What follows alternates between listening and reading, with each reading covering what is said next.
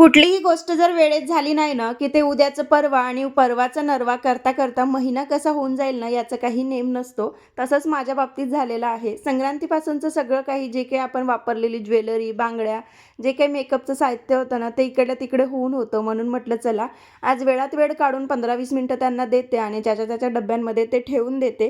ते झाल्यावर ना, कालचं थोडंसं मिश्रण बाकी होतं पराठ्यांचं, तर मुलांचं ना, काल पोट तर भरलं होतं, मन नव्हतं भरलं म्हणून त्यांना आज परत पाहिजे होतं.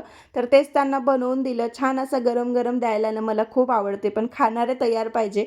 आता इथे मुलांना तर देतच आहे मी गरम-गरम बनवून, पण त्यांच्यासोबत जर त्यांचे पप्पा असले ना, तर ती खुशी माझी डबल होते. पण ते काही कारणास्तव ड्युटीमुळे बाहेरच राहतात.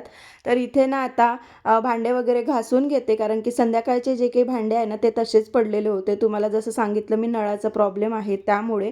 आता सगळे कामं मी आटोपले होते. आता स्वयंपाकाचं थोडंसं तेवढं टेन्शन नव्हतं, कारण की मुलांना काकडीचे पराठे मी बनवून दिले. म्हणून मुलांचा अभ्यास घेत म्हटलं चला हे कारले जे आहे तेही कट करून घेते आणि त्यानंतरनं घेतले कपडे प्रेस करायला. कारण की 2 दिवसाआड त्यांचे कपडे जे आहे ते धुतले जाते आणि उद्या आहे गुरुवार.